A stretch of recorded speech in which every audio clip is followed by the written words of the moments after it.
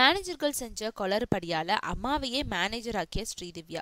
வருத்தப்படாத வாலிபர் சங்கம் படத்துல சிவகார்த்திகேயனுக்கு ஜோடியா நடிச்சவங்க ஆந்திர நடிகை ஸ்ரீதிவ்யா. அந்த படத்தோட மெகா ஹிட் காரணமா அடுத்தடுத்து பல படங்கள்ல கமிட் ஆன அவங்க இப்ப மீண்டும் அதே சிவகார்த்திகேயனோட டானா படத்துல நடிச்சிட்டு இருக்காங்க. இதனால அவங்க அடுத்து இன்னும் பிஸியான நடிகை ஆயிடுவாங்கன்னு இப்போ அவரை புக் பண்ண படாதிபதிகள் படையெடுத்த வண்ணம் இருக்காங்க. இந்த நேரத்துல தனக்கு படங்கள் வாங்கி தந்த சில மேனேஜர்கள் கழட்டி விட்டுருக்கும் ஸ்ரீதிவ்யா ஹன்சிகாவை போலவே தன்னோட அம்மாவையே தன்னோட கால் ஷீட் மேனேஜர் ஆக்கியிருக்காங்க. இது பத்தி ஸ்ரீதிவ்யா சொல்லும்பொழுது, தெலுங்கு படங்கள்ல நடிச்சிட்டு வந்த என் போட்டோக்களை பார்த்துட்டு விதார்த் நடிச்ச காட்டுமல்லி படத்துக்காக என்னை கோலிவுட்டுக்கு அழைச்சிட்டு வந்தாங்க.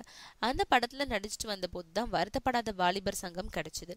அந்த படத்தோட வெற்றிக்கு அப்புறம் எனக்கு படம் வாங்கி தருவதா பல மேனேஜர்கள் வந்தாங்க.